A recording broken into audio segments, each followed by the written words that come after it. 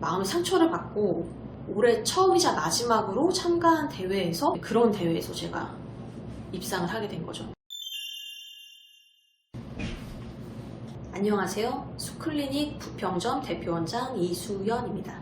오랜만에 인사를 드리는 것 같아요. 제가 그동안 스타일링이 많이 변했죠. 일단 머리 염색을 하고 앞머리가 생겼습니다. 그래서 동안을 얻음과 동시에 촌스러움도 함께 얻게 되었습니다. 동안 효과는 있었어요. 얼마 전에 편의점에서 술을 사는데 민증을 보여달라고 하더라고요. 그래서 몇 년이라도 어려 보이는 이 촌스러운 머리를 유지할지 아니면 앞머리를 다시 없앨지 아직은 조금 고민 중입니다. 제가 이렇게 갑자기 인사를 드리게 된 이유는요, 오늘 또 자랑해야 할 상장이 도착을 했기 때문입니다. 그런데 이번에는 무용콩쿠 상장이 아닙니다. 바로 상장을 보여드리도록 하겠습니다. 상장, 입선, 산문, 부문. 귀하는 한국문화예술위원회가 주최하고 문화체육관광부, 수석문화재단, 동아제약, 동아ST가 후원하는 제39회 마로니에 여성 100일장에서 위와 같이 입상하였으므로 이에 상을 드립니다. 2021년 11월 25일 한국문화예술위원회 위원장 박종관. 갑자기 무슨 100일장 상장이라고 하니까 좀 갑작스럽죠. 하지만 저한테는 갑작스럽지가 않습니다. 아주 어릴 때부터 작가가 되고 싶었어요. 그래서 거의 10년 가까이 습작을 했거든요. 이 말로 내 목표를 말하는 게 정말 중요해요. 그러니까 에스케이프 호텔 영상에서 보면은 2021년의 목표를 적고 있는 그런 부분이 있거든요. 거기 보면은 작가로 등단하기라는 새해 목표가 있어요.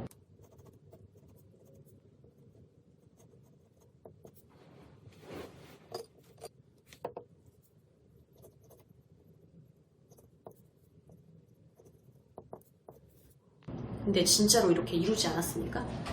네, 역시 새해 목표는 이제 적어야지 되는 것 같아요. 어떠한 루트로 작가가 돼야 될지 조금 막막했던 것도 사실이에요. 요즘에는 작가가 될 수 있는 길이 너무 많죠. 일단 블로그에다가 글을 조금씩 쓰기 시작하면서 그걸 엮어서 책을 낼 수도 있는 거고, 웹소설 사이트들도 많고 브런치 같은 그런 플랫폼들이 되게 많잖아요. 그래서 오히려 혼란스러웠어요. 그런데 아무래도 저는 옛날 사람이니까 어떠한 등단의 기회를 주는 정식 대회를 통해서 작가가 되고 싶다는 생각을 하게 됐어요. 작년부터 조금씩 대회에 참가를 하게 됐는데 계속 떨어졌어요. 아예 다 예선 탈락하고 막 그랬었는데, 신인 작가를 대상으로 한 마로니에 100일장이라는 대회를 우연히 알게 돼서 거기에 참가를 하게 됐죠. 이게 100일장이잖아요. 그래서 그 당일에 글을 제출해야 돼요. 아침에 추첨을 통해서 글제가 몇 가지 나오고 그날 자정까지 글을 한 편 써서 내야 되는 그런 방식으로 진행되는 대회입니다. 저는 그날도 진료가 있는 날이었거든요. 그래서 아침에 출근길에 글제를 확인을 하고 오전 진료가 되게 바빴어요. 그래서 아예 글을 시작도 못하고 환자 보는 짬짬이 계속 머릿속으로만 했죠. 글제를 뭘 선택할 것인가.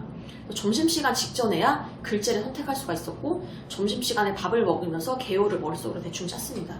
밥을 안 먹고 개요를 짤까 잠깐 생각을 했어요. 근데 밥을 안 먹으면 머리가 안 돌아가서 진료도 망치고 글도 못 쓸 것 같더라고요. 그래서 점심을 먹으면서 머릿속으로 개요를 대략적으로 짰죠. 그리고 나서 오후 진료 짬짬이 글을 썼습니다.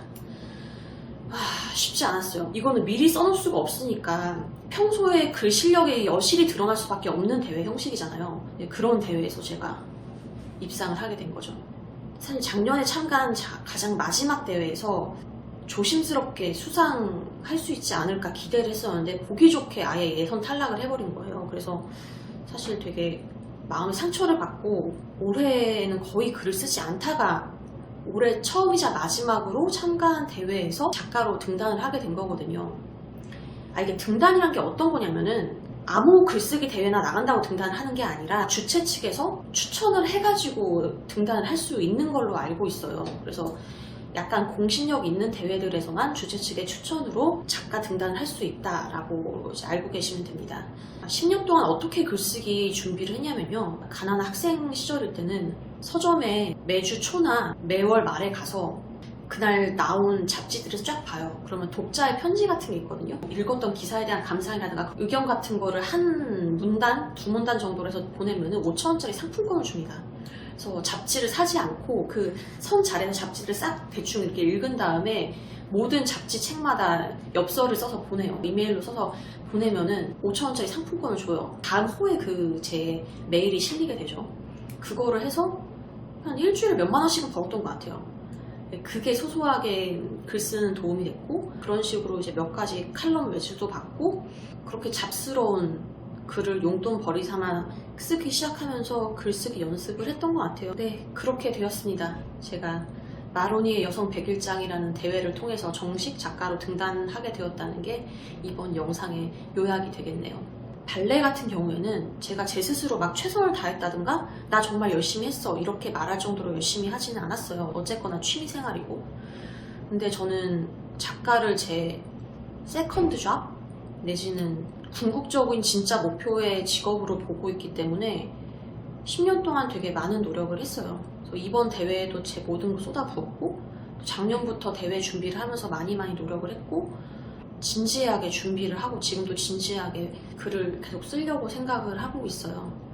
의사, 대표, 원장, 전문의 이런 타이틀보다도 작가님이라는 타이틀을 얻게 된 게 너무너무나 자랑스럽고 저 스스로는 만족스럽습니다. 앞으로는 일단 닥치는 대로 쓸 거예요. 필력을 기르는 게 먼저인 신인 작가이기 때문에 일단 등단한 장르인 산문이라든가 수필들도 많이 쓰고, 궁극적으로 소설을 쓰려고 합니다. 벌써 구상해 놓은 소설이 여러 개가 있어요. 만약에 책을 내게 된다면 당연히 유튜브를 통해서 알려드릴 거고요. 꼭 응원하고 지켜봐 주시기 바랍니다. 제가 한번 말로 뱉은 거는 꼭 지키려고 노력을 하기 때문에 꼭 책도 내고 좋은 글도 계속 쓰는 좋은 작가가 되도록 하겠습니다. 올해 새해 목표에는 책을 낸다가 제 목표입니다. 정말 재밌는 소설이 될 예정입니다. 여러분 기대해도 좋아요.